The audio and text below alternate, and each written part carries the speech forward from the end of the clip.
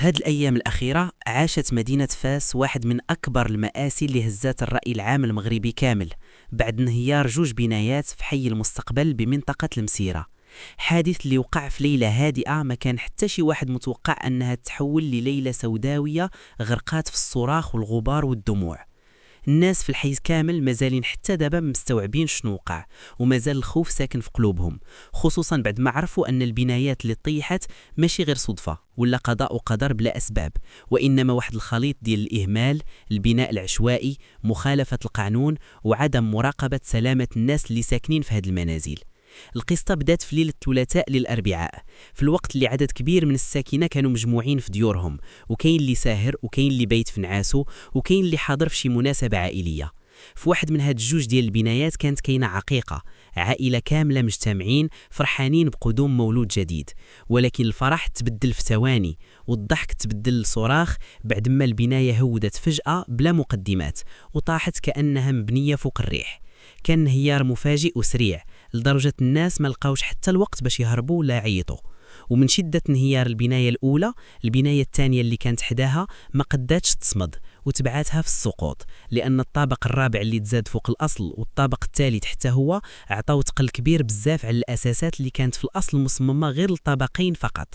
ومع ضغط الانهيار البناية الثانية تهدات هي الأخرى وغطات على كل شيء اللي كان في الداخل، عائلات، نساء، أطفال ورجال كانوا غير باغين يدوزوا ليلة هانية.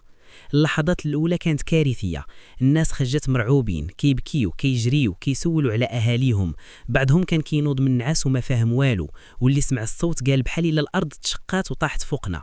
الغبار كان مالي المكان والركام مغطي الزقاق والظلام زاد صعب الموقف.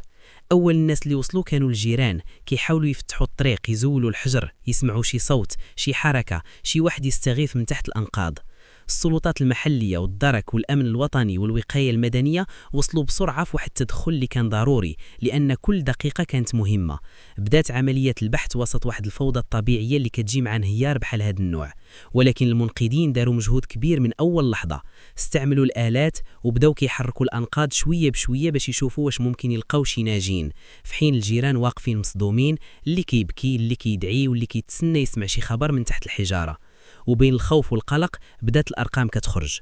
في الصباح الأول قالوا 19 قتيل و16 مصاب، ولكن مع تقدم عمليات البحث والحفر العدد زاد حتى وصل ل 22 ضحية، كلهم ناس كانوا في هاد الجوج ديال البنايات.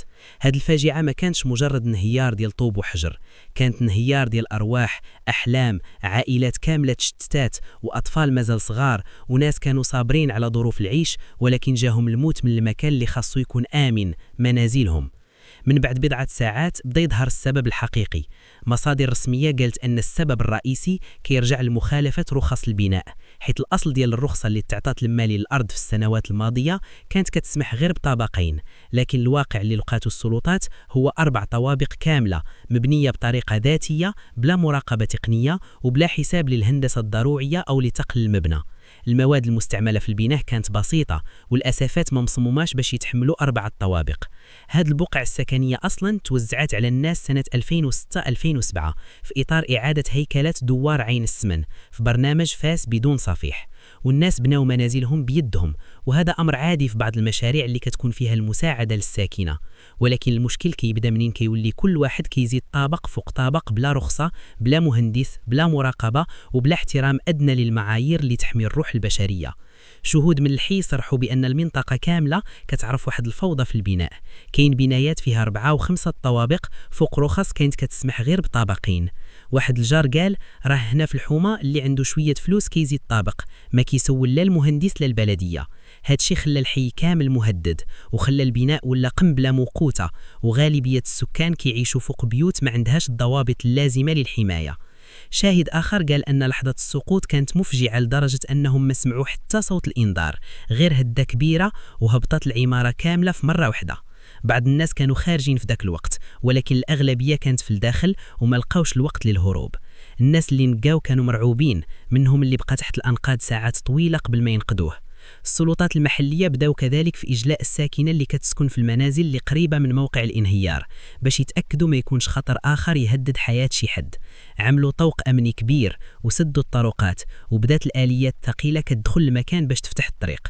المواجهة ما كانتش سهلة حيث الأنقاض كثيرة والبنايات ما كانتش مبنية بطريقة منظمة، وهذا خلى الإنقاذ يتطلب وقت وجهد كبير. ومن بعد ما جرى رفع الركام واستكمال البحث، السلطات أعلنت الحصيلة النهائية: 22 وفاة و16 مصاب، كلهم من 8 الأسر اللي كانت ساكنة في هاد جوج ديال البنايات. هذا الرقم كبير ومؤلم وخلى المغاربة كاملين يحسوا بصدمة وغضب، لأن في هاد البلاد بزاف ديال الناس بناو ديورهم بعرق جبينهم، ولكن البناء العشوائي واللا مسؤول كيبقى خطر كبير على الناس اللي ما تستاهلش تخلص حياتها ثمن الإهمال. النيابة العامة بدورها فتحت بحث قضائي بإشراف مباشر، وتم تكليف الشرطة القضائية باش تجمع كل الأدلة وتشوف الأسباب الدقيقة للسقوط. في نفس الوقت تم تكليف مكتب دراسات تقني باش يدير خبرة شاملة على البناية ويحدد وين كانت الأخطاء وشكون يتحمل المسؤولية. هل السكان اللي زادوا الطوابق؟ هل غياب المراقبة من السلطات؟ هل ضعف مواد البناء؟ أو مجموع هاد الشي كامل؟ التحقيق الإداري حتى هو بدأ باش الدولة تعرف واش كانت شي اختلالات في المساطر القانونية ولا شي تراخيص اللي ما كانش خاصها تعطى ولا شي مراقبة عمرها ما دازت. لأن الفاجعة ماشي غير حدث داز ومشى، الفاجعة ناقوس خطر بأن هذا النوع من البناء العشوائي اللي كيكون بلا متابعة تقنية ممكن يقتل المئات في مرة واحدة. عدد من الفاعلين الجمعويين في المنطقة قالوا أن هذه الفاجعة خاصها تكون نقطة تحول، لأن كل شيء متفق أن البناء العشوائي ولا ظاهرة خطيرة بزاف، وأن الناس كتعاني من الفقر وكيجتهدوا باش يبنيوا دارهم، ولكن هذا الاجتهاد كيولي خطر منين ما كيكونش فيه مهندسين ومراقبين وتقنيين. البناية اللي تكون مصممة للقابقين إلا تزاد عليها طابق ثالث ولا رابع خاص تعاود الدراسة ديالها من جديد، وإلا غادي تولي بحال قنبلة كتهدد اللي ساكن فيها واللي حداها. هذا الحديث خلى الناس يسولوا فين كانت المراقبة؟ علاش ما كايناش متابعة صارمة للبناء؟ علاش ما كيتزاد الطابق فوق الطابق بلا ما شي حد يسول؟ علاش المواطن كيشري مواد رخيصة ويجيب بناي بسيط ويبني طابق كامل بلا دراسة؟ وكيفاش الدولة مسموح ليها تخليها الظاهرة تكبر حتى توقع كارثة؟ كل هذه الأسئلة كتعكس الواقع المر اللي عايشينه بزاف ديال الأسر اللي ما لقاتش حلول سكنية منظمة، ولقاو في البناء العشوائي المنقذ الوحيد، ولكن بلا شروط السلامة الكافية. واخا الدولة دارت برامج ديال القضاء على السكن العشوائي، ولكن كنشوفوا أن بعض هذه المشاريع ما كانتش مرفوقة بتأطير تقني كافي.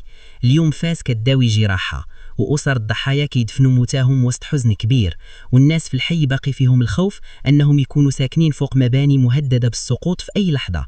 ومع ذلك الجميع متفق أن الحقيقة خاصها تبان، والمسؤوليات خاصها تحدد، والخطأ ما خاصوش يتعاود. فاجعة فاس ماشي غير خبر داز، ولكن درس كبير كيقول أن الروح البشرية أغلى من أي رخصة غير محترمة، وأثمن من أي طابق إضافي تبنى على حساب سلامة الناس، وأغلى من أي تهاون من أي جهة كيف ما كانت.